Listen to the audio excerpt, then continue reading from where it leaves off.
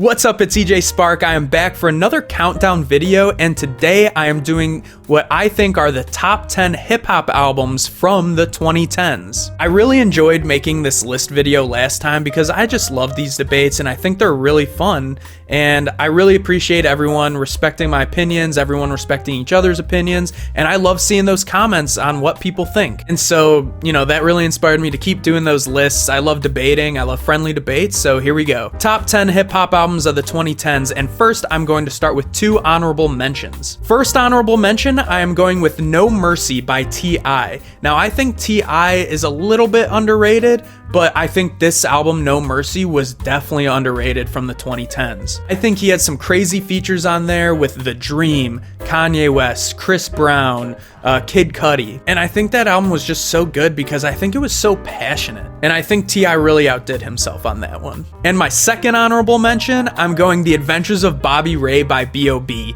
Now, B.o.B. is one of my favorite, underrated rappers, I guess, but his Adventures of Bobby Ray album was so good, and there were so many hits on it.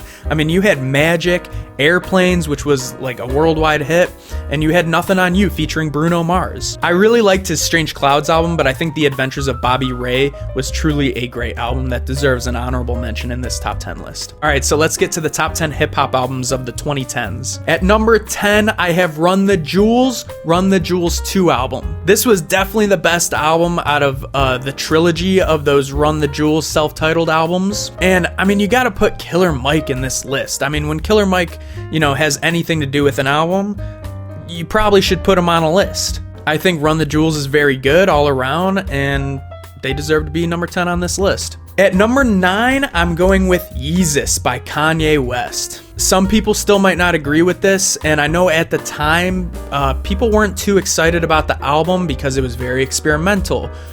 He went back to his experimental self. When 808s and Heartbreak came out, I think people didn't like it as much as they do now, and I think that's the same case for Yeezus. I think not as many people liked it when it was first released, and people are now realizing how truly culturally important it was to hip-hop. And I think Yeezus is the album that, paved the way for people like Travis Scott. And I mean, Blood on the Leaves, New Slaves, Black Skinhead, even Bound 2, that production was amazing, and I think it was just so experimental that it was so good and culturally changing. At number 8, I have Coloring Book by Chance the Rapper, and I know before you say anything, I know he calls it a mixtape, but it truly was, in my opinion, one of the top 10 best bodies of work from the 2010s. I mean, you had Bieber on that album, Jay Electronica, Kanye West, Lil Wayne, 2 Chainz, T-Pain, Future. The features that Chance the Rapper got were insane, and those songs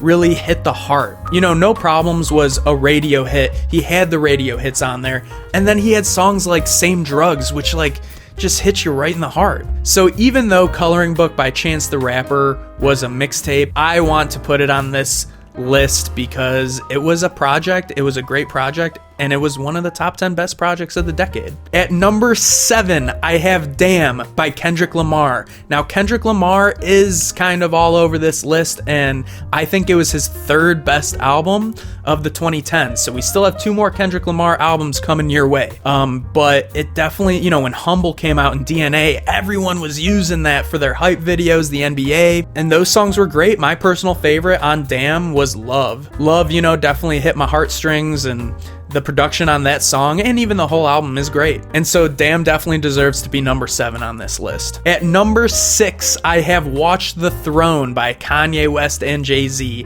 Now, I know you guys know I love Kanye West, but you gotta put Watch the Throne at least somewhere on this list. Everyone at the time wanted Kanye and Jay-Z to come together for a collab album because everyone knew they had already been collabing for at least a decade at that point. And I think all the producers on that album took their time with the production of the beats, took their time with the production of the instrumentals, took their time mixing. I mean, Mike Dean is the best sound engineer in the world. And so, I think when they came out with Paris and Otis, everyone truly knew there was something special. And I just remember everyone saying, when Watch the Throne came out, you needed one for the whip, one for the crib, and one for the plastic, because it's a classic. For you young kids that don't know, that's for CDs. I know things are streaming these days, but You know, you keep one in the whip, one in the crib, one in the plastic, because it's a classic with CDs. So yeah, Watch the Throne definitely needs to be on there from front to back. No Church in the Wild to Ham. At number 5, I have Take Care by Drake. I mean, did we forget about Take Care and how good it was? When he released Marvin's Room, everyone was crying in the club. And that was the first body of work where I think people were like, whoa, Drake could be something super special one day. And even the motto, which I know was on the No Equal like project, but it was, you know, for digital release on iTunes for Take Care, so I'm gonna include it on there. Same era, but you know, Crew Love with The Weeknd, Take Care featuring Rihanna, like, you know, Hypher, like those were some big songs. And so Take Care definitely deserves to be top 5 on this list. At number 4, I have my second Kendrick Lamar album. We are going with Good Kid, M.A.A.d City. I think Good Kid, M.A.A.d City needs to be on there because, you know, the self-titled song on there was definitely revolutionary. And honestly, when I saw Kendrick Lamar live in person at the Yeezus tour, Good Kid, M.A.A.d City was one of the best performances of a song that I had ever heard. And I think Good Kid, M.A.A.d City was one of his most mainstream albums. Damn might have been a little bit mainstream, but Good Kid, M.A.A.d City like had songs that everyone could listen to. So yeah, Good Kid, M.A.A.d City needs to be on there because of production. Lyrically, I mean, Kendrick Lamar is always at the top of the game. At number 3, we're looking at 2014 Forest Hills Drive by J. Cole. You guys know I think J. Cole's one of the best.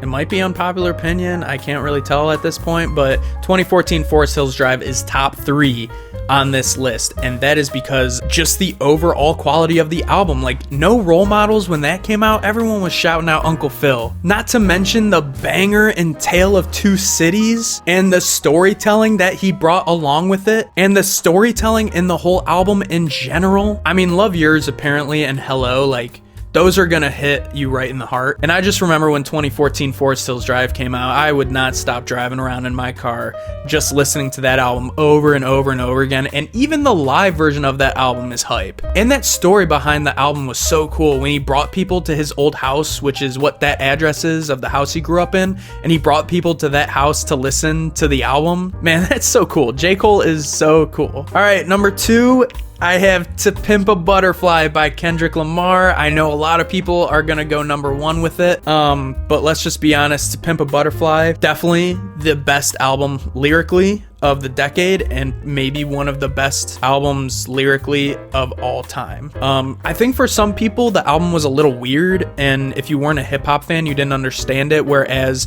you know, when Good Kid, M.A.A.d City came out, if you know, you were just a leisure or casual hip-hop fan, you understood that album and it was very listenable. But To Pimp a Butterfly, it doesn't get better lyrically than that. To Pimp a Butterfly was truly culturally changing, and it just stood out amongst all the hip-hop albums from that decade, and it's probably one of the best hip-hop albums of all time. I personally loved King Kunta. I think that was my favorite song on the album, or I. So yeah, number 2, To Pimp a Butterfly by Kendrick Lamar. So that leaves for number 1, My Beautiful Dark Twisted Fantasy by Kanye West. All right, so hear me out. A lot of people are going to put To Pimp a Butterfly at number 1, right above My Beautiful Dark Twisted Fantasy, but let me tell you why My Beautiful Dark Twisted Fantasy deserves that number 1 spot. First of all, the amount of people that worked on My Beautiful Dark Twisted Fantasy is insane. You had a million different minds, brilliant minds come together to work on the production and the lyrics of this album. I mean, you had Cudi, Raekwon, Nicki Minaj, Jay-Z, Rick Ross, Rihanna,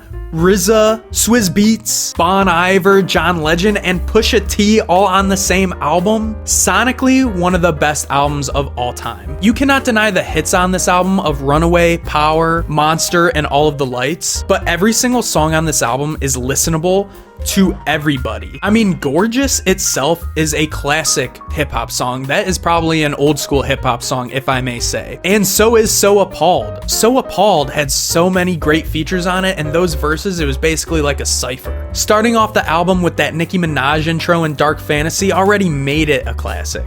And even the changing album covers in the album packaging itself was revolutionary. I wish he would do that again, because that was wild. But yeah, when you can listen to every song like that and connect with every song like that, And even that was probably Kanye's best lyrical album. Just in my opinion, everything about that album was 10 out of 10 perfect, and you just couldn't beat that album, and it started off the decade way up here. So yeah, number 1, My Beautiful Dark Twisted Fantasy by Kanye West, and that will probably forever be my favorite hip-hop album. Let me know your guys' lists of the top 10 hip-hop albums of the 2010s. Let me know your guys' opinions. What should be taken out of my list? What should be slid in there? What should be moved around? I respect all your guys' opinions. So thank you guys for watching. If you've made it to this point, please subscribe for more content like this. I make music content, writing content, even podcasting content sometimes, and storytelling content. And make sure you check out my music on all streaming platforms. I'm coming out with new music this month and every month through the month of June. And as I always leave you guys, it's peace, love. I love s'mores. EJ out.